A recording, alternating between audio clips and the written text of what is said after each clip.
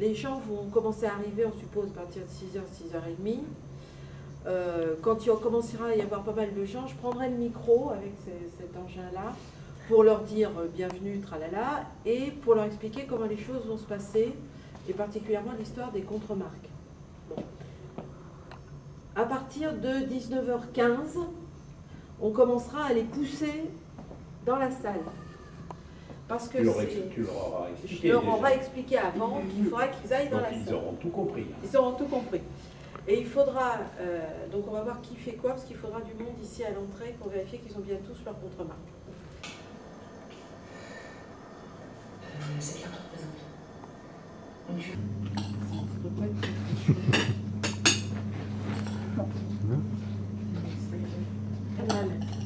jour, il faudra qu'on aille, mais du coup, ça me fait peur. Là, tu vas me dire, j'ai rien qui me prend.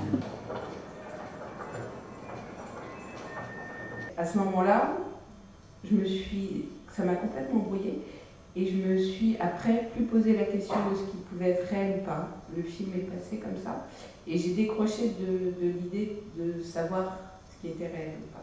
Non, c'est quand ils sont dans la salle de montage vidéo. Avant, je crois. mais en tout cas, j'ai oublié mon film. C'est très particulier. J'ai eu l'occasion de rendre visite pendant 4 ans, très régulièrement, à un ami qui était en prison, et à côté de Toulouse. Et je ressentais beaucoup plus de violence dans les rapports entre les détenus et les matons. Alors que là, on dirait que tout le monde est assez copain. J'étais un peu surprise par ça. J'ai pas cherché à embellir la situation particulièrement. Il y a différents centres, comme vous dites, il y a des maisons d'arrêt, des centres de détention, des établissements pour peine. Il y a très peu de maisons centrales en France, hein. Il y en a 6, et il y a très peu de détenus à l'intérieur. Et effectivement, les rapports entre les surveillants et les détenus dans le cadre de ce genre d'activité sont en effet très cordiaux parce qu'ils vivent depuis très longtemps ensemble et ils se connaissent très très bien. Et là, la tension est très très forte, mais en lien, en raison du nombre de gens qui cohabitent dans un même je trouvais que les visiteurs, pour les familles, même envers nous, il y avait une espèce de froideur et de dureté, comme si les visiteurs ou les amis, on était quelque part, pas des détenus, mais des amis de détenus. Donc les toilettes étaient dégueulasses, même pour les familles. Enfin, il y avait des choses comme ça qui me surprenaient. Je me disais, on a l'impression que le fait d'être ami avec un détenu, on est coupable de quelque chose. Oui, je comprends ce que vous voulez dire. Ouais. Mais bon, là, en l'occurrence, ce que vous dites est vrai pour ce qui me concerne, c'est-à-dire qu'une femme qui vient intervenir en prison n'est pas forcément la bienvenue du point de vue des surveillants. Donc ils sont vraiment très justes et ils sont tous extraordinaires. Et je trouve que la mise en scène aussi, je trouve que dans chaque plan, c'est très très précis et plein d'idées. Donc je ne peux pas croire que ce soit instinctif et comme ça. Non, mais quand je parle d'instinct, c'est sur le choix des focales, c'est-à-dire quand on dit pourquoi il n'y a pas de profondeur de champ. Moi je parle même pas comme ça avec le chef. Je dis rapproche, serre, éloigne, voilà. Non, mettons plutôt la caméra là, voyons voir comment ça fait. Voilà, c'est dans ce sens-là. On n'a pas pris un bouquin de cinéma pour dire courte focale, longue focale. Mais comment vous faites au cadre, par exemple? Je pense au plan où Ronnie Telkabetz essaie une robe, par exemple. Dans le magasin, oui. Et ce panoramique qui passe de Milvovsky à Ronnie Telkabetz, puis il y a cette femme qui arrive. Là, c'est quand même très travaillé. Ah non, mais c'est très précis, oui. On sait qu'il y a ce personnage au fond qui va sortir à la fin. On sait qu'il y a la glace qui met en reflet Ronnie. On sait qu'il y a en avant-plan Noémie. Ben, tout ça, on le met en place. Et on le répète, et on ajuste au cadre comme on a envie que ça. Puis on fait en fonction des comédiens aussi, dans quel rythme ça bouge. Voilà, on ajuste, c'est assez physique, hein, le cinéma, c'est pas intellectuel, hein, ça se fabrique sur le tas, quoi. C'est un peu comme un tableau, un peu plus de rouge, un peu plus de bleu, un peu moins, non, là ça va trop vite, voilà.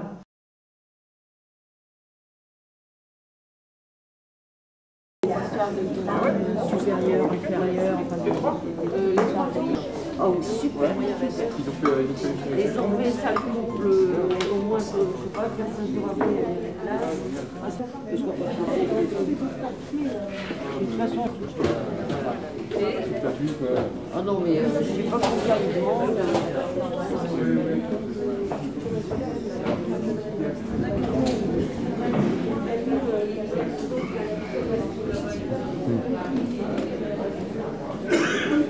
Je vois pas qu'il faut filmer. J'espère que vous rendez les gens photogéniques parce que tout le monde se prend. Alors 3, 2, 0, 1, 1, 1, 0, 1, 2, 1. Quand ils se retrouvent, après 10 mois, ils se marient dans la foulée 3 jours plus tard. Linette, ma grand-mère, voulait jeter ses lettres. Sylvia, ma mère, ne les a pas lues. Aujourd'hui, elles sont dans ma chambre. Est-ce que le split screen, qui est quelque chose que tu affectionnes, puisqu'on le voit là, et puis on le voit aussi dans le film qu'on verra ce soir au fur et à mesure, est-ce que c'est ta façon de reconstituer la moitié qui manque? C'est le secret qui continue en fait. C'est-à-dire que moi j'ai continué à fouiller dans cette valise parce que comme je le dis si bien, à la force d'aller dedans, je vais encore dedans régulièrement et je trouve encore des nouvelles choses, ce qui est complètement aberrant. C'est des choses que sans doute je ne voulais pas voir au moment du film aussi. Les longues scènes sur la plage, les scènes avec les comédiens, est-ce que tout est écrit ou est-ce qu'il y a une part d'improvisation? D'après vous. Non, j'aime bien savoir ce que vous faites. Une espèce d'incertitude à un moment où, quand ils descendent les escaliers, ils s'arrêtent à un moment. On a vraiment l'impression qu'ils vont s'embrasser. En plus, toi, t'es au centre, dans le fond. Donc on se dit, ils vont peut-être s'embrasser. Et non, ils continuent. Et donc, elle rigole en lui disant, oui, j'ai cru que t'allais m'embrasser. Et j'ai l'impression qu'ils devaient s'embrasser à l'origine. Non, ça devait se passer comme ça. Mais effectivement, ce qui est vraiment bien quand tu as une projection de bonne qualité, comme c'est le cas ici, pour la première fois, j'ai remarqué, quand j'ai vu effectivement le moment, je me suis dit, mais ils vont s'embrasser avant qu'elle me dise ça. Et je n'avais pas remarqué ça avant, parce qu'il faut le voir vraiment en projection. Alors pour répondre à la question, c'est un film entièrement improvisé. Et il y a un jour, je lis le journal, je lis l'article qu'on voit dans le film, coup d'État aux Équateurs. Bon, comme vous savez maintenant peut-être, j'ai vécu mon enfance en Équateur, pourtant des coups d'État, tout ça. Et à ce moment-là, au téléphone, il y a Françoise Michaud, qui est ma comédienne fétiche, qui appelle. Et quand toute réponse, j'étais complètement excité. 6 mois plus tard, j'avais décidé de faire le film à ce moment-là, quand j'ai eu ce coup de fil de Françoise, et j'ai décidé de le tourner. Et tu as mangé sans?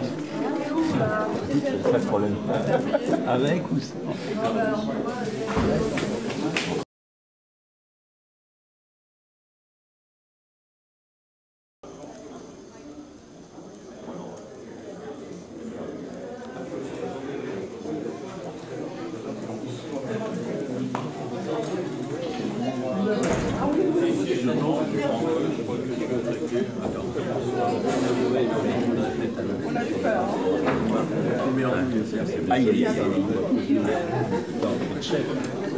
C'est au chef de le faire. C'est qui le chef? Moi, il me faut un chef. Hein. Oui.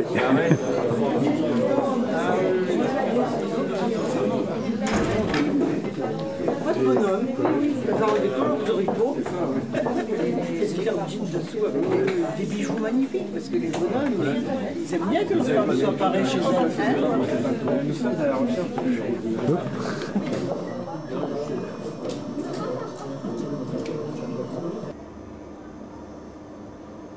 Vous avez su agréger des partenaires sur un projet audacieux. Et je voudrais que cette audace soit persévérante et que vous puissiez être assurés de notre soutien à l'avenir sur de nouvelles éditions, puisqu'il faut que cette initiative trouve un plus large public. C'est pas évident, c'est une première. La date est compliquée, le week-end de Pâques, etc., etc. En tout cas, il ne faut pas baisser les bras et le meilleur moyen de penser que vous pourrez l'année prochaine repartir, c'est d'avoir les encouragements des partenaires divers et variés pour une initiative qui est une initiative heureuse pour Boulogne-sur-Mer, mais aussi pour le cinéma. Merci à vous. Merci à vous.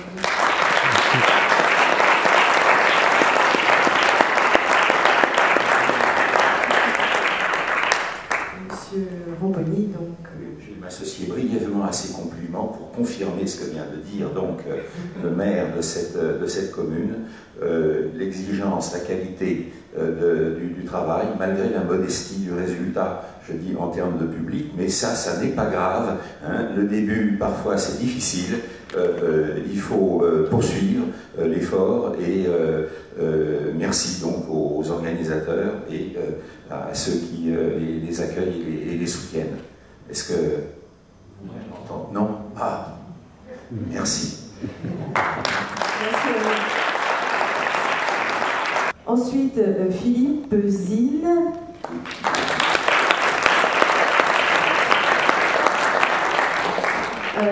Qui est enseignant-chercheur, qui travaille au lycée Paul Valéry à Paris et qui est en train de travailler sur un master donc sur le cinéma et l'autobiographie sous la direction d'Alain Bergala et de Nicole Brenez. Voilà. Valérie Zard.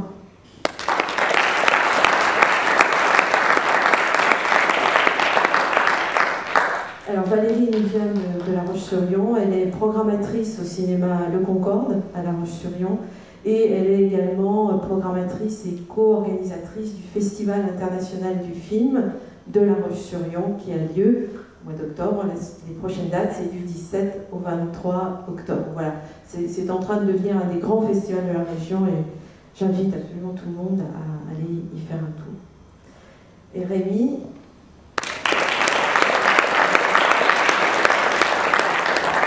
Donc Rémi Ratinska, qui est programmateur art et essai au cinéma Le Renaissance, donc à Fontenay-le-Comte.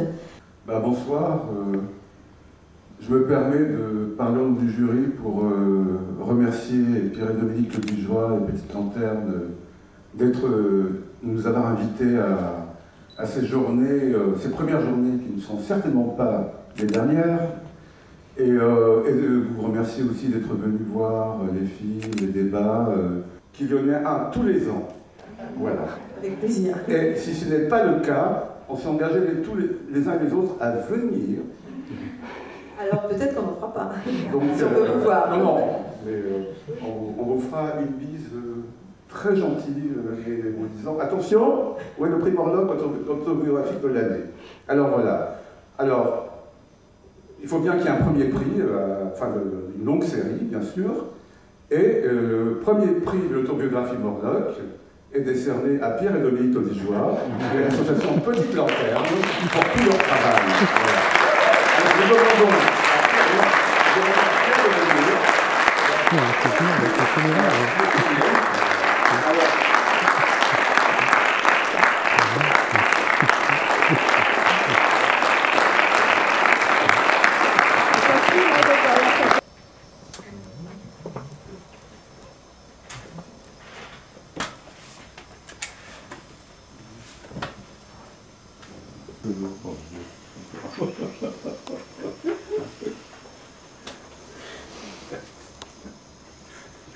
J'ai cru qu'il faisait ça avec Tom Noïs seulement. La commune de Watkins. Ouais, ça c'est c'est vraiment. C'est bête, j'ai oublié d'enregistrer. Mon chouchou. Ouais. Et encore là, on a passé la version de 3h30, mais non. Moi, j'aurais la version de 5h. Ah, une lanterne. Longue vie à Petite Lanterne, peut-être bien un immense brasier.